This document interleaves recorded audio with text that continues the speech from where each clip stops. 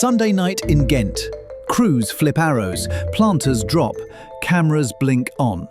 By sunrise, an entire city centre will work differently. 6 sectors, no driving straight across town. More than 2,000 signs swapped, dozens of streets reversed, bus gates armed. The ring road, the R40, waits to carry what it was built to carry. The price tag? About €5 million. The installation window? 1 weekend. Everyone expects the same script. Gridlock, horns, headlines about a war on cars. Reporters stake out the choke points to film it. There's real risk. The mobility chief has ridden with police protection for weeks. Businesses fear empty tills. Drivers promise revolt. And still, no half measures, no pilot lane. The whole plan goes live at once. 7:30, Monday morning. It doesn't happen. No cascade of horns. A bus makes the light. 2 kids cross where a rat run used to spit traffic at them. A taxi backs up, takes the ring and carries on. The centre breathes. How do you delete thousands of daily habits in 1 weekend and make Monday smoother? Here's the twist. This isn't a ban on cars, it's a network hack. Destination access stays, diagonal shortcuts go. Treat the centre like a place, not a corridor. Stick around. In the next few minutes, you'll see why cycling jumps, crashes fall, and the air gets cleaner, and why people who braced for disaster ended up giving thumbs up on day 1. This is how you change a city fast and keep it working. Before the switch, a researcher stands on a weekday corner and does the math. For every 10 cars, 4 aren't stopping anywhere nearby. They're just passing through. A mother waits at a crossing with her daughter. Another car, then another, and the girl asks, why do they go so fast here? Ghent already had the ring road, the R40, said R40, built to carry traffic around the old centre. But habits are strong. If you could shave 5 minutes by cutting through medieval streets, you did. Everyone did. The ring sat underused while the centre choked on trips that had no business being there. That's where Filip Watteeuw comes in. He became Deputy Mayor for Mobility in the early 2010s. He's Green Party, soft-spoken, the kind of politician who rides a bike to meetings and means it. He inherits a mobility plan the city wrote for itself. By the end of the next decade, cut car trips in half and double bike trips and bus trips. Real targets, not aspirations. He looks at the ring road. He looks at the medieval centre. He sketches an idea on paper. What if we stop letting people drive straight through? The idea is simple. Divide the inner city into 6 sectors, like pizza slices, around a car-restricted core. If you're driving to a destination inside a sector, come in, park, live, work, shop. But if you want to drive from one sector to another, you take the ring road. No more diagonals, no more shortcuts. The centre becomes a place, not a corridor. Destination access, not diagonal cuts. He starts holding meetings, community halls, neighbourhoods, business groups. He explains the plan over and over. The same slide deck, the same patient tone, the same principle. The reaction is what you'd expect when you tell people their habits are about to change. Shopkeepers panic. You'll kill our businesses. Drivers fume. This is a war on cars. Local politicians sense which way the wind blows and blow back. Someone calls him a dictator. Someone else calls him worse. Then the threats get serious. For 6 weeks, Watteeuw lives under police protection. Officers trail him to work, check his route, scan the crowds. He gets death threats for proposing to change which direction a street flows. Not banning cars, just asking people to take a different route. He keeps going to meetings, keeps explaining, keeps repeating the same thing. We're going to do it all at once. Not street by street, not sector by sector. everything in one go, because the fastest way to prove the logic is to stop arguing about it and let people experience Monday. His coalition partners get nervous. The Liberal Party members of the city government feel the pressure. They ask him, "Are you sure?"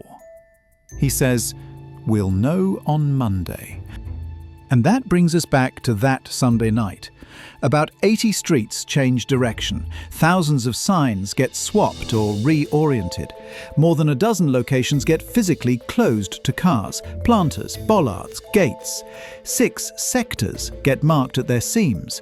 Cameras go up to watch those seams, ready to issue a modest fine if you try to dart through. The car-free core more than doubles in size overnight, growing from about the size of 50 football fields to over 100. The largest car-free zone in Belgium. And now it's even bigger. The budget?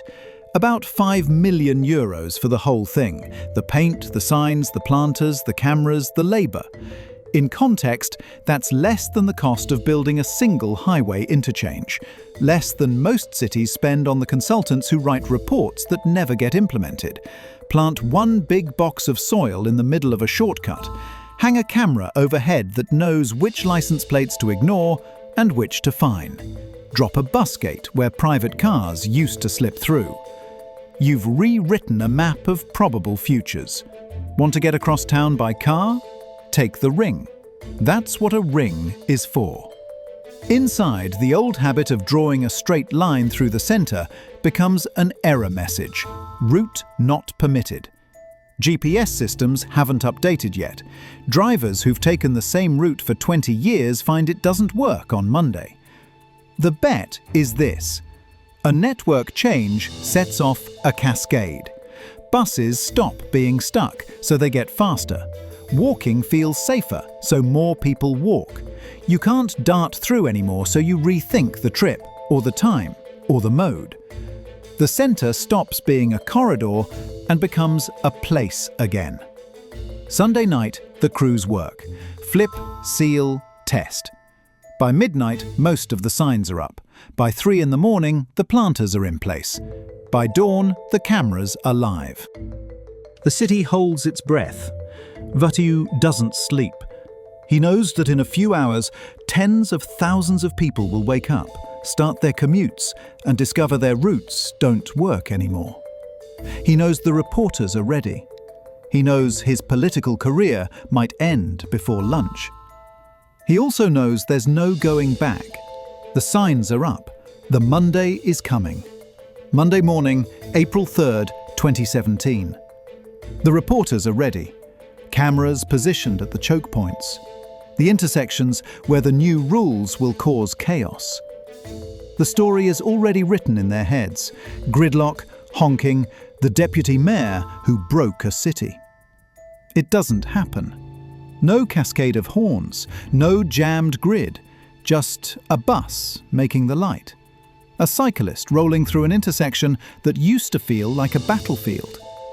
A delivery driver who checks his GPS, scowls at the detour, and learns the loop to the ring.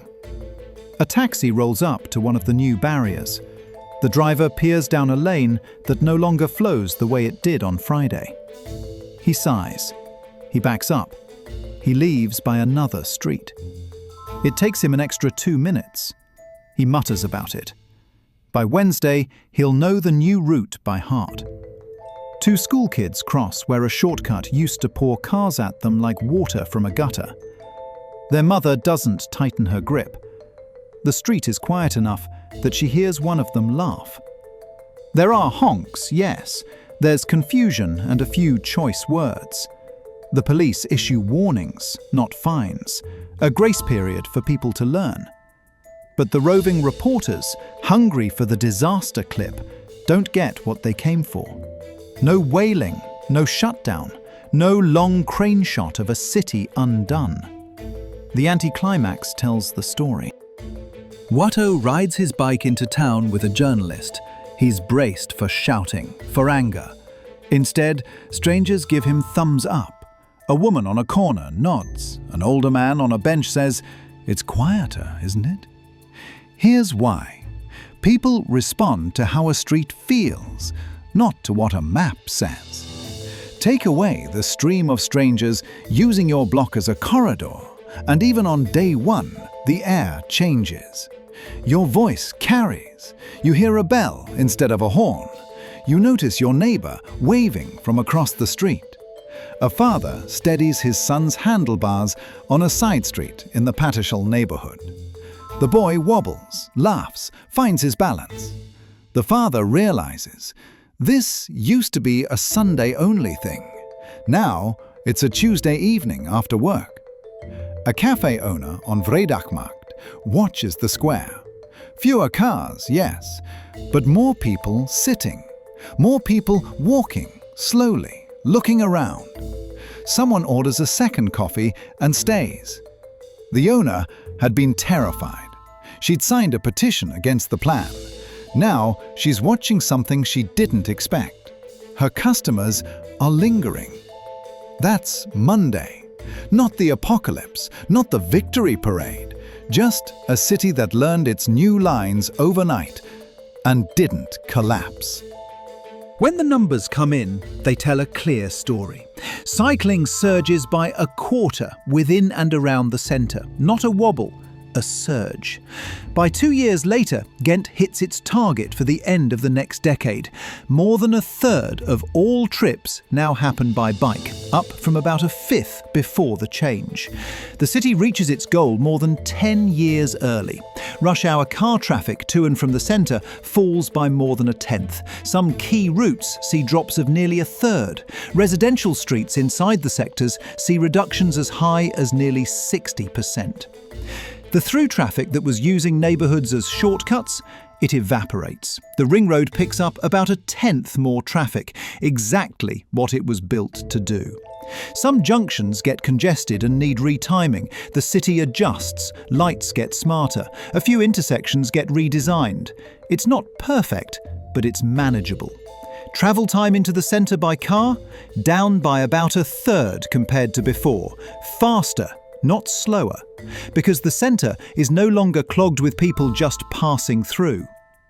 Public transport ridership climbs. Buses that used to crawl through traffic now keep their schedules. People notice.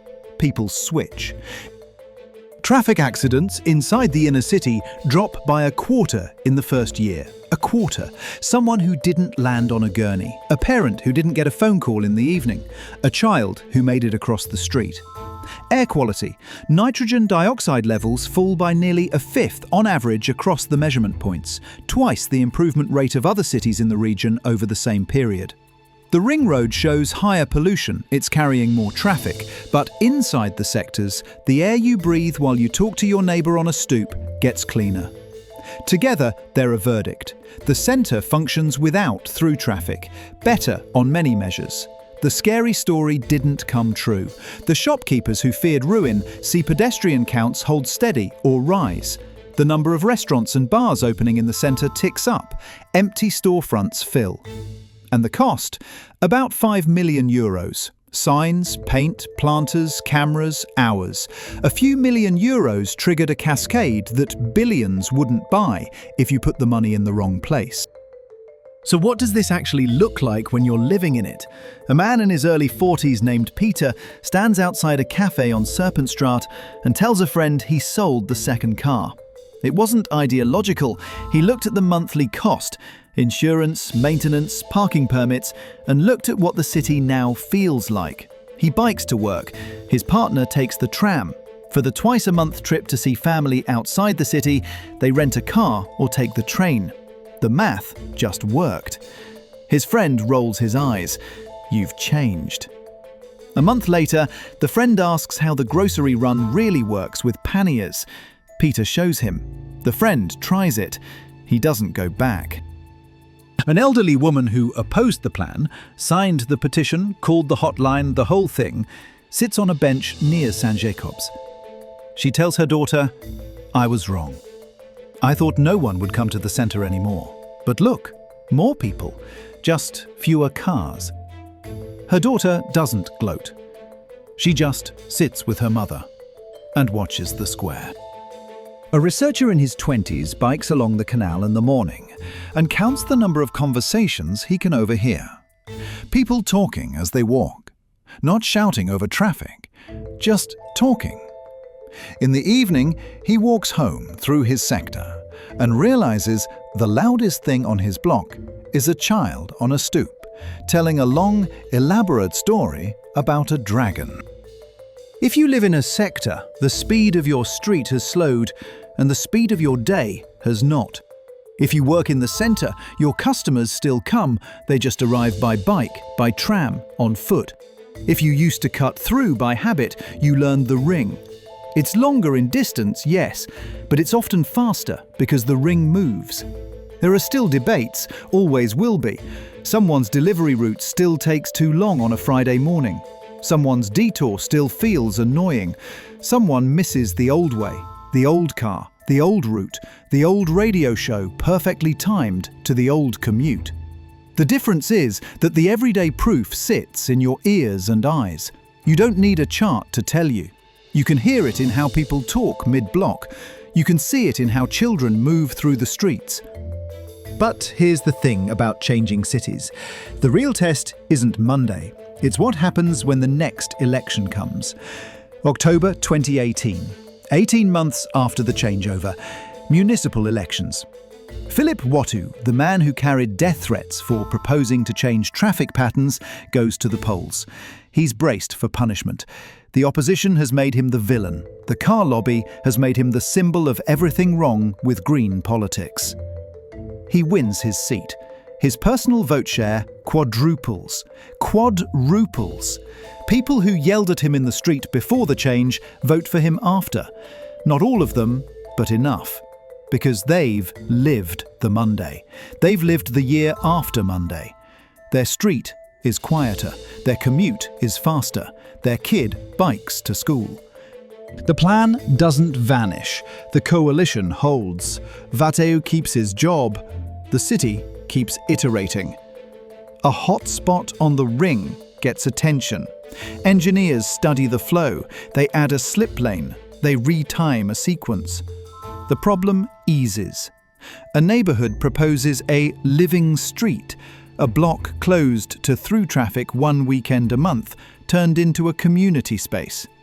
The city says yes. Then another neighbourhood asks. Then another. The idea spreads, and the calls from other cities change.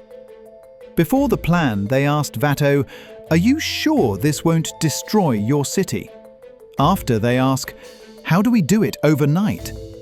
He tells them, "Build your coalition, then spend that political capital. Don't hoard it. Pick one problem you can explain in a sentence and design to that. Don't stagger the changes. Do it all at once so people experience the new system as a whole, not a construction zone that never ends. Tell human stories, not abstract ones.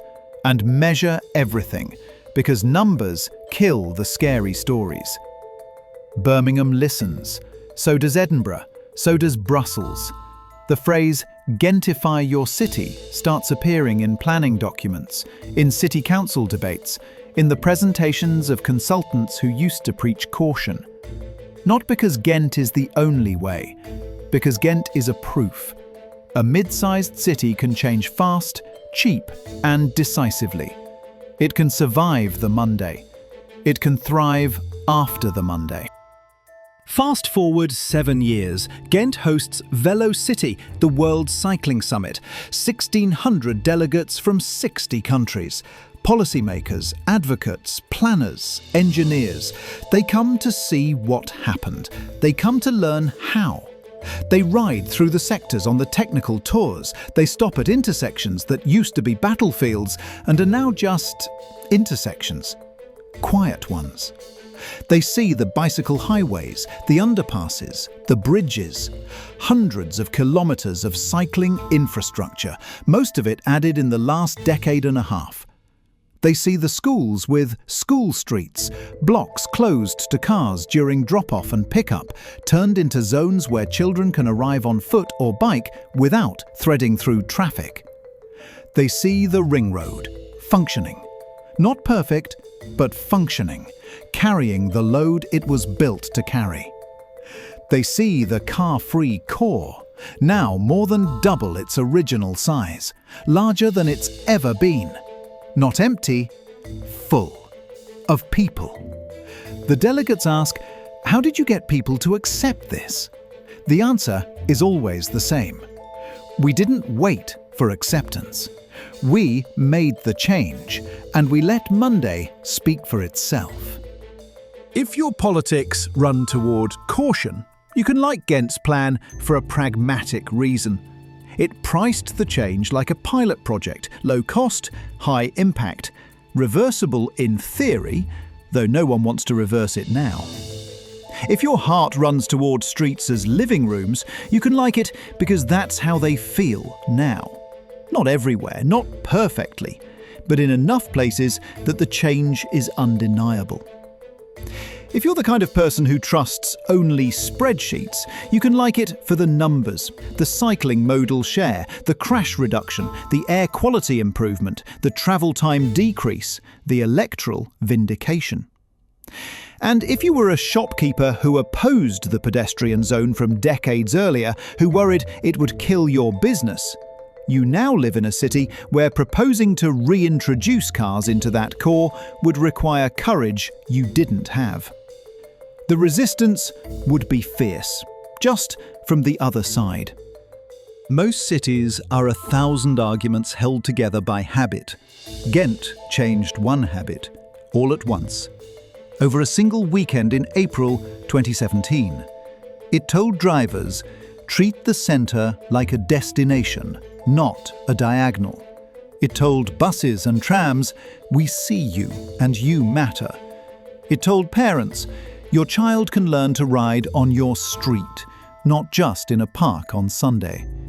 It told shopkeepers, your customers arrive by more than one way, and foot traffic is still traffic. It told everyone, the ring is there for a reason. On the first Monday, the cameras were ready for the sound of failure. They never got their chaos shot. They got a city that learned its new lines and kept moving. If you want to drive to Ghent, you can. Circle it on the ring, come in where you belong, park, live, work, shop. No one is banned. If you want to see the new Ghent, step outside. The sectors are still there. The planters are still heavy. The arrows still point the new way. The shortcut that used to spill strangers past your window is now a memory with brake lights in it. It's Monday again. Not the apocalypse, not the victory parade. The everyday proof. The city you get when you stop treating a neighborhood like a highway. The hard part, the brave part, was believing that Monday would be ordinary. It was. And then it kept being ordinary, day after day, week after week, until ordinary felt like a small miracle. That's the win. The city that works. The Monday that never melted down. Ghent spoke. The world is listening.